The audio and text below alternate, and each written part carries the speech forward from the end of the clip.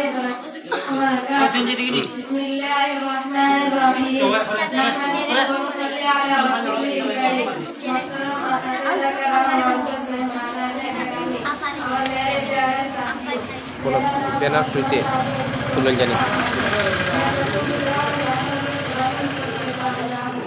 आज मैं आपके सामने हमारे प्यारे नबी रहमतुल्लिल आलमीन हज़रत मोहम्मद मुस्तफ़ा सल्लल्लाहु अलैहि वसल्लम की मुबारक ज़िंदगी के बारे में चंद बातें पेश करूंगी। हज़रत मोहम्मद मुस्तफ़ा सल्लल्लाहु अलैहि वसल्लम की पैदाइश मक्का मुकर्रमा में सन 870 ऐसा हुई। आप सल्लल्लाहु अलैहि वसल्लम के वालिद का नाम हज़रत अब्दुल्लाह था और वालिदा का नाम हज़रत आमिना था। बचपन ही में वालिदैन का साया सर से उठ गया, इसलिए आप सल्लल्लाहु अलैहि वसल्लम की परवरिश पहले दादा अब्दुल मुत्तलिब और फिर चाचा अबू तालिब ने की। नबी करीम सल्लल्लाहु अलैहि वसल्लम ही से सच्चाई, अमानतदारी और अच्छे अखलाक के मालिक थे। लोग आप सल्लल्लाहु अलैहि वसल्लम को अस्वादिक और अलामीन कहते थे। अब आप सल्लल्लाहु अलैहि वसल्लम कभी झूठ नहीं बोलते थे और हमेशा वादा पूरा करते थे। 40 साल की उम्र में मक्का के करीब हिरा में आप सल्लल्लाहु अलैहि वसल्लम पर वही नाज़िल हुई। अल्लाह ताला ने फरिश्ता हज़रत जिब्राइल अलैहिस्सलाम के जरिए कुरान पाक नाज़िल फरमाया और आप सल्लल्लाहु अलैहि वसल्लम को आखिरी नबी बनाकर भेजा। आप सल्लल्लाहु अलैहि वसल्लम ने लोगों को एक अल्लाह की इबादत, इंसाफ, भाईचारे और अच्छे अखलाक के तालीम दी। इब्तिदा में मक्का के लोगों ने आप सल्लल्लाहु अलैहि वसल्लम की सख्त मुखालफत की, मगर आप सल्लल्लाहु अलैहि वसल्लम ने सब्र और बर्दाश्त से काम लिया। बाद में अल्लाह के हुक्म से आप सल्लल्लाहु अलैहि वसल्लम ने मदीना मुनव्वरा हिजरत फरमाई, जहाँ इस्लाम फैल गया और एक बेहतरीन इस्लाम मुआशरा कायम हुआ। नबी करीम सल्लल्लाहु अलैहि वसल्लम पूरी इंसानियत के लिए रहमत बनकर आए। आप सल्लल्लाहु अलैहि वसल्लम ने हमें चुप्पलों का आदत करना, चुप्पलों पर रहम करना और अच्छा इंसान बनना सिखाया। आप सल्लल्लाहु अलैहि वसल्लम की जिंदगी हमारे लिए बेहतरीन नमूना है। आखिर में हम दुआ करते हैं कि अल्लाह ताला हमें नबी करीम सल्लल्लाहु अलैहि वसल्लम सुन्नत पर चलने की तौफीक अता फरमाए। आमीन या रब्बल आलमीन। अस्सलामु अलैकुम व रहमतुल्लाहि व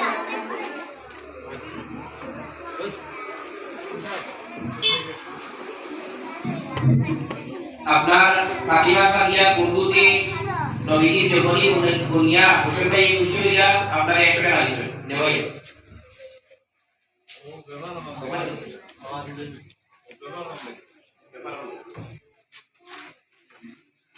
নবীজি দেবনী বাংলায় পাঠ করবা সোহানা বেগম।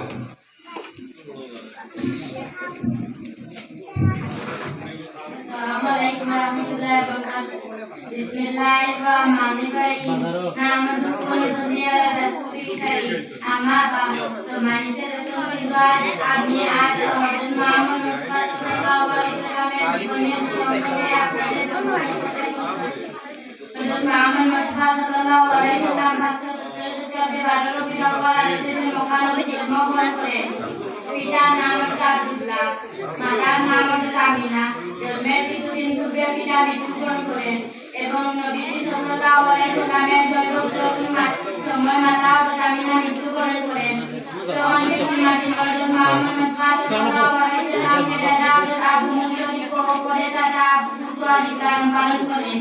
বাল্যকাল থেকে অতি চরিত্র বাণিজ্যবাদী ছিলেন। ছোটবেলা তিনি মেঘ চালাইতেন এবং ব্যবসা বাণিজ্য নিজে উপার্জন করে জীবন যাপনের জন্য সর্বদা ব্যস্ত থাকেন।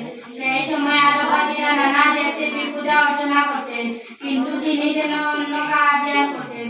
এই দুর্গোচ্চা সীমিত পূজা দেখে ব্যতীত হয়েছেন।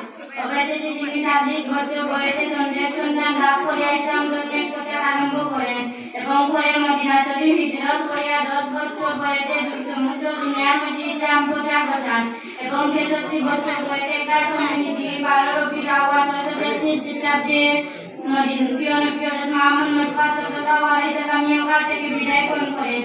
এটি সাদা হুকুম কঠিন গুদাম যে আমাদের সবাই মকসুদ তাই আপনারা থাকবে।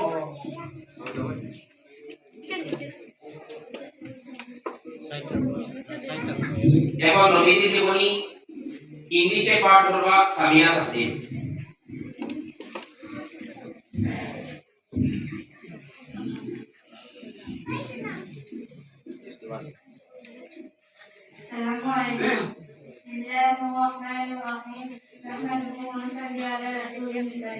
My name is Samina Tasneem. I am a student of Christian Quran Ahmadiyya Subai Maktab. Today, I would like to say a few words about the life of our beloved Prophet Hazrat Muhammad Sallallahu Alaihi Wasallam. Prophet Muhammad Sallallahu Alaihi Wasallam was born in 570 AD in Makkah in Arabia. His father's name was Abdullah and his mother's name was Amina. He lost his parents at a very young age because his grandfather Abdul Muttalib and later his uncle Abu Talib took care of him.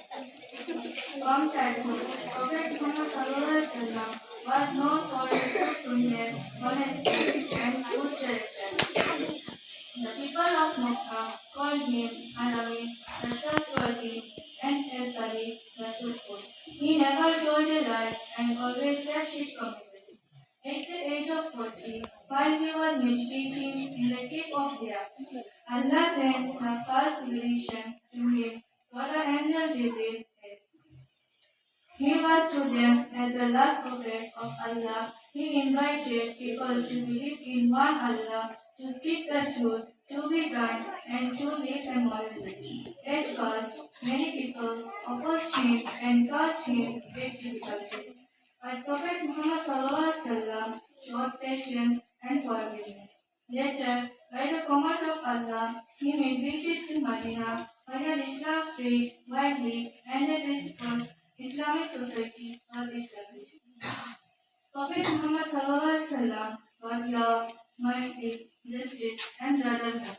He was kind to children, respectful to elders, and merciful to all human beings. His life is the best example for us to follow. In 632 AD, Prophet Muhammad Sallallahu Alaihi Wasallam passed away, but his teaching still guide millions of people around the world today. May Allah help us to follow the Sunnah of our beloved Prophet Sallallahu Alaihi Wasallam in our daily life. Thank you all. May peace and blessings.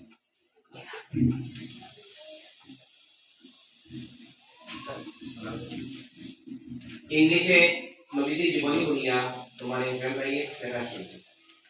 এখন জমিয়তুল উলামা হিন্দের সংক্ষিপ্ত পরিচয় প্রবন্ধ পাঠ করবা শামালা Begum.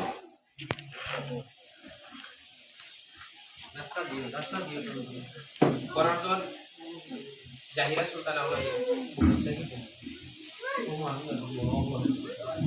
Assalamu alaikum warahmatullahi wabarakatuh. Bismillahirrahmanirrahim. Nahmaduhu wa nusalli ala rasulil karim amma ba'd. সম্মানিত দর্শক বিন্দুরা, আজ আমি আপনাদের সম্মুখে জমিয়ত উলামা হিন্দের পরিচয় অতি সংক্ষেপে উপস্থাপন করছি। জমিয়ত উলামা হিন্দ একটি ধর্মীয় এবং সামাজিক সংগঠনের নাম, যাহার কর্মপ্রণালী প্রকৃত অর্থাৎ 1893 খ্রিস্টাব্দ হইতে চলিয়া আসিল ও ইহা অনুষ্ঠান সূচনা কিন্তু 1919 খ্রিস্টাব্দ। ইহা যদিও কেবল মুসলমানগণের একটি সংগঠন, কিন্তু সাম্প্রদায়িক এবং সাংস্কৃতিক রাজনীতির ঊর্ধ্বে থাকিয়া ইহা সর্বদা জাতি, ধর্ম, বর্ণ নির্বিশেষে সমগ্র দেশ এবং সমাজের সেবা করিয়া আসিতেছে। ইতি শামালা বেগম, পশ্চিম কুদরাহান্দি আহমদিয়া সুবাই মক্তব 4/1/2026।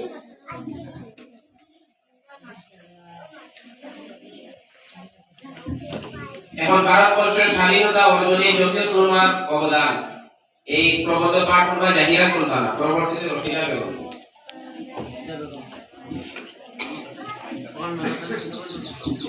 Assalamu alaikum warahmatullahi wabarakatuh. Bismillahirrahmanirrahim. Nahmaduhu wa nusalli ala rasulil karim. Amma ba'd. সম্মানিত দর্শকবৃন্দ, আমি ভারতের স্বাধীনতা অর্জন জমিয়তুল উলামা অবদান উপস্থাপন করেছি।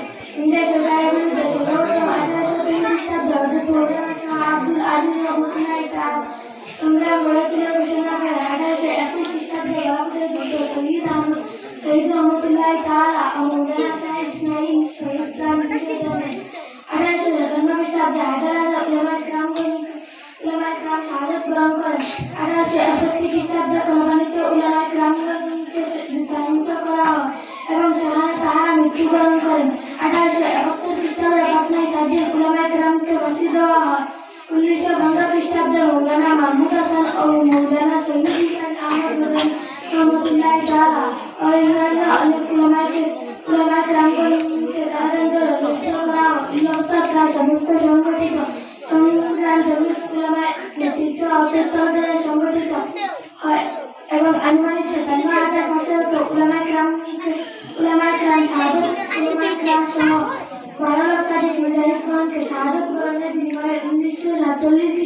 ভারতবর্ষের স্বাধীনতা অর্জন করেন। দেশ এবং জাতির বিভিন্ন সেবামূলক কার্যক্রমের পাশাপাশি জমিয়তুল উলামা ধর্মীয় সেবাদানের আদিকাল হইতে বিশ্বের মানবিক দিয়ে আসিতেছে এবং তাহারাই পরবর্তীতে মাসাজিদ, মাকাতিব এবং মাদারিস এর রক্ষণাবেক্ষণ এবং 1948 খ্রিস্টাব্দে সাহাবী মক্তবুদের মক্তব শিক্ষা বিষয় কারিকুলামের পরিকল্পনা নেওয়া হয় এবং 1954 খ্রিস্টাব্দে মুম্বাই জমিয়ত উলামা হিন্দ আদিবাসী সর্বভারতীয় দিনী তালিম প্রদান করা হয়। এটি জাহিরা সুলতান হাফিজ গুজরাটি আহমদিয়া সুরাই মক্তব সাইরা 2024।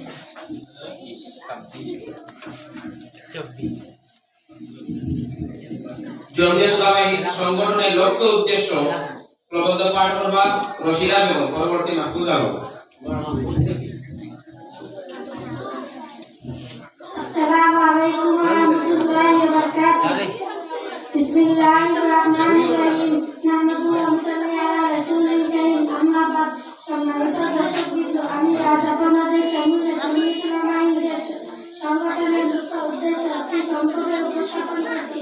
মুসলমানের ধর্মীয় প্রতীক, ধর্মীয় স্মৃতি প্রতিষ্ঠানাদি প্রতিষ্ঠা করা, নাগরিক অধিকার রক্ষা ও মুসলমানদের সামাজিক সুরক্ষা প্রতিষ্ঠা করা তথা ইসলামী শিক্ষা আলোকে বিভিন্ন সম্প্রদায়ের মধ্যে সমাপতি প্রতিষ্ঠা করা এবং নির্দিষ্ট প্রকৃতির সুযোগ বা দাঙ্গা হাঙ্গামার ক্ষতিগ্রস্ত লোকেদের সহায় করা। ইহাই জমিয়ত উলামা হিন্দের মূল লক্ষ্য উদ্দেশ্য। ইতি রশিদা বেগম, পশ্চিম গুজরাটি আহমদিয়া সুরাই মক্তব সাইরা 2024।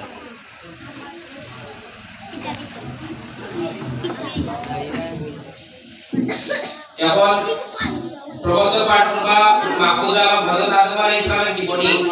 এখন এর বাদেও আপনার বহুত সময় কষ্ট করে দম লাগছো, আশিবায় খান্দিবায় এমন একটা প্রদর্শনী করিয়া দেখাইবা আমরা ছাত্র বলে। এরা কি দেখবা মাহফুজা আলম, আশরাফ আলম, রুবেল আহমদ, মসুদ আলম, ইরফান আলম, মঞ্জুর আলম, আবুল আলহা, রেহানামি, মেহরাজ আলম, হাজিদুর রহমান না আসলে একদিন